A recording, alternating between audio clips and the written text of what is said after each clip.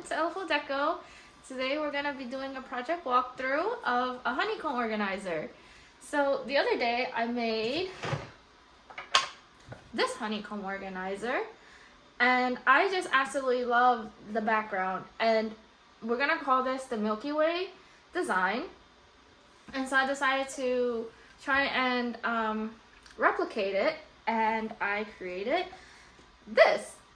And the colors are just absolutely stunning. So now we're gonna try a different set of colors with it, and let's jump right to it. To make the honeycomb organizer, we're using the honeycomb mold from Ellaful. Link to the mold will be in the description, as well as all other products used to create this piece. Here we're just using some blue tape to clean up any dust that falls on the mold. For the resin, we're using Totabo's high performance slow resin. Spread the resin over the mold and use a heat gun to pop any bubbles that show up.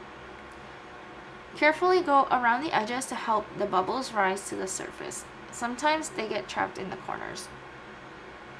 Again, just use the heat gun to pop any bubbles that show up. Here we have some beautiful paper moths from Moth and Myth.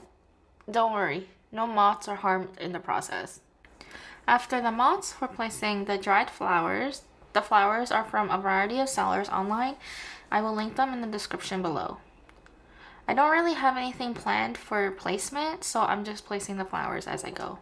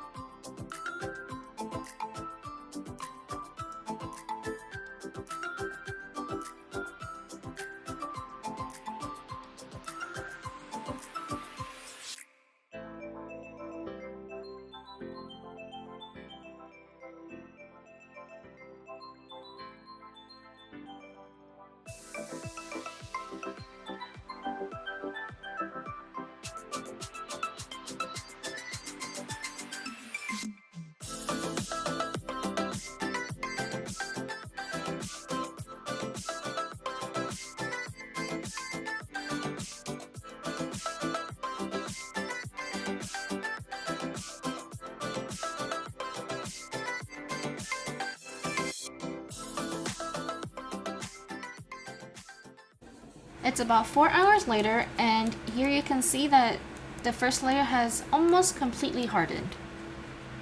Now we're ready to pour the second layer and create the Milky Way effect. I'm using the peach gold from Mayspring as the main color, like the blue and pink in my other organizers. Make sure the pigment is mixed well into the resin. Now I'm using a white mica powder from Black Diamond Pigments. The white mica adds a bit of shimmer to the blue and white that I'm about to create. For the pastel blue, I'm using Craft Smart acrylic paint. Mix well so there are no paint streaks.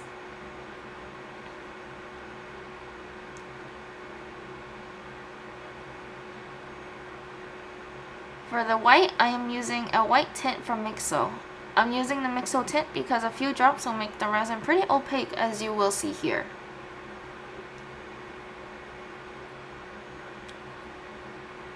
Now I'm just going back and making sure that all the pigment is mixed in well. And now we pour. I'm pouring this the exact same way I poured the other two. I'm pouring in a geode pattern because that was what I had in mind, even though it didn't really turn out like that at all.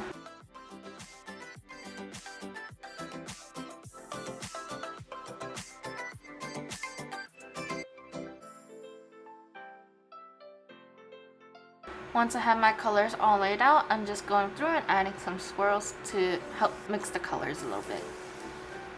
Once I'm done, I'm just going to take the heat gun and pop any bubbles on the surface. It's the next day and we're ready to demold this organizer. It's been about 24 hours since we did the first pour and about 18 to 20 hours since the second pour. Okay, so the background color is not as vibrant as I expected, but it does help the flowers and moths stand out. Now we are going to dome the piece, which is adding a layer of resin to the top of the piece to make it extra shiny and fill in any bubbles on the surface. Sometimes bubbles get trapped under the inclusions and the dome coat will help cover that up. We are using Totabo's tabletop resin for this step. It's a higher viscosity resin, which means it's thicker and you'll get that dome effect while not having resin spilled all over the sides if you pour just the right amount. We poured a bit of resin and now we're spreading it out to make sure we're not over pouring. Make sure to go around all the corners and the edges to get an even coat.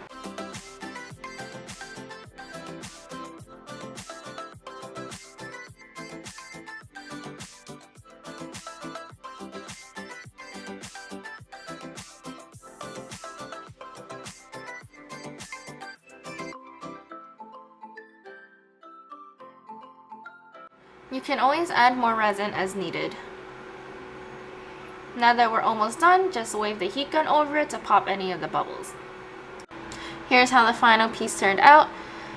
Notice how shiny it looks compared to when I first demolded it. I like to use this organizer for skincare, so here's just me putting some of my skincare on it for example.